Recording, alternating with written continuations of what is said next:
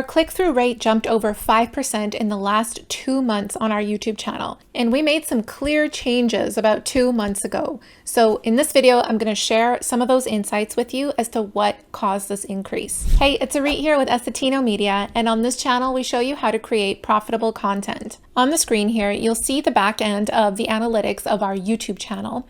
On this side, we have the months May until the date of filming this video. Well, this is yesterday, actually, May to July 5th. On this side, you'll see March to May. So over here, this was the past 2 months. Over here, this was the past 2 months before that. You'll see here that recently our click-through rate has been 8.9% on our videos, whereas the previous 2 months before that was 3.8. So over a 5% jump, 5.1 to be exact. So how did this happen? How did we get this jump? Well, I'm going to share some things that I feel contributed to this increase, but you know, it's hard to say this caused it because there's just so many variables at play. I'm just going to go to the front end of the channel here. So you can see the difference in the thumbnails. We did make changes to the way that we design our YouTube thumbnails, and you'll be able to see a clear change if you take a look at the views or the videos on our channel. These were some of the thumbnails that we had here. So you can see that generally, you know, I'd be off to one side. We have like a bar behind our text, but there's lots of things happening, like there's icons, there's an image, and they all kind of have a similar look to them, right? Going back to the more recent thumbnails, which started around this time, you can start to see that they are looking a little bit differently. Over here, there's more depth being added. There's less happening in the thumbnail.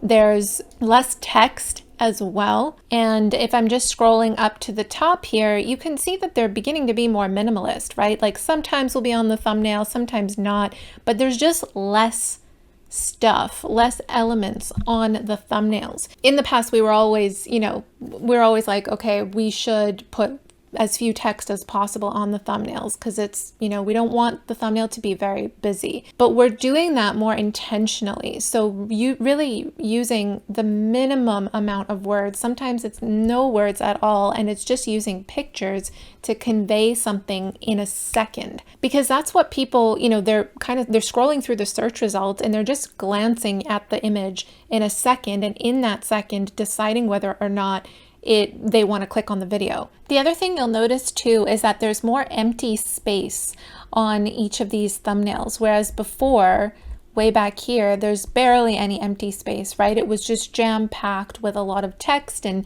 image elements. So we're being more intentional in just putting as minimal as possible on the thumbnail, and also creating a singular focus point. For example, in this thumbnail here, the main focus point is this YouTube icon, because it's about adding external links on your YouTube channel. Or with this, you know, you see the device, this image here on the side, and then you see the word link page. Really trying to create a main focal point where the eye is drawn to in the thumbnail, rather than so many different things, again, happening on the screen where your eyes have to kind of go over there and over there to see the different elements on the thumbnail. The other change we made is spending more time on what text is on the thumbnail. So not just fewer words as possible, but really saying something different that's not in the title, and using that text to pique curiosity. So for example, these were some of the older thumbnails, right? So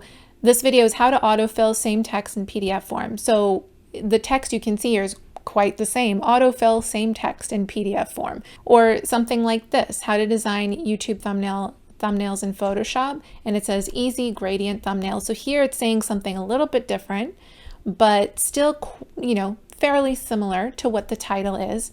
Whereas if we go up here in some of the most recent thumbnails, this was a video that I recently created about the YouTube marketing strategy for local businesses, brick and mortar businesses. The text on this thumbnail is not at all anything to do with the title. It says reach more clients. It's talking about the benefit of what happens beyond what I'm talking about in the video. If you listen to the content in this video, it's going to help you reach more clients, which ultimately is a desire point of the person clicking on the thumbnail. And this one over here is a Camtasia overview of the new software Camtasia 2024. So we just put the text on here. Is it worth it?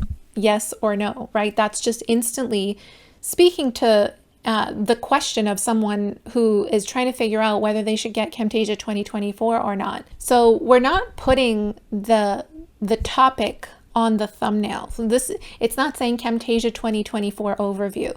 And this one isn't saying how to host a live session. It's either posing a question that they have in their mind, which if it connects to what they're actually asking, they're going to click on it because it's going to insinuate that the video will answer that question. Or it's speaking to a desire point like reach more clients or host live sessions. Another thing that you can do as well is speak to a challenge or problem point. Because again, if they're seeing that, they're connecting with that, you're connecting with where they're at, then again, they're going to want to click on the video because it insinuates that they're going to get what they need to overcome that challenge or pain point. Another thing that we started doing, which doesn't directly relate to designing the thumbnails, but it's different in terms of the types of videos that we're creating. The other thing too that I started to do about 2 months ago that's not related to the thumbnail design, but quite possibly could have contributed to this click-through rate, is I started creating more videos around the topic of YouTube. So helping people with starting YouTube channels, growing YouTube channels, making them more profitable, or explaining really the significance behind why you need to be on YouTube. And as a result of creating more of those videos, the algorithm is likely doing a better job of matching those videos to people who are more likely to click on them because that clarity is there, right? It's on a particular topic. And so that this audience over here that is used to clicking on videos, learning about YouTube channels, it's very clear that this is a match here. So those impressions are turning into better click-through rates as opposed to creating videos on many different topics and then sometimes having people click on them or not because the clarity for the algorithm isn't quite there on who to match it to. Now, that's not to say you should automatically start creating videos on one topic. If you're like me, I can't possibly talk about one thing all the time. I would totally get bored, and you'll notice from this channel, we do talk about many different things. But you may want to kind of test on your channel and see if for the next month or 2 or 3, let's say, if you just create topics around this particular topic, see how that, if you get better results with doing that. And if so, you can start to do that more often, but incorporate some other videos that you want to talk about here and there. Because the whole thing here is like, you don't want to get bored talking about one thing, but you do at the same time want to find that balance between enjoying your content creation and also helping the algorithm understand your content so that it can serve it up to more people who will click on it and engage with it and enjoy it and watch it. You can also A/B test your thumbnails to start seeing what your audience responds to best, because my results may not exactly be the same for you because your audience is entirely different.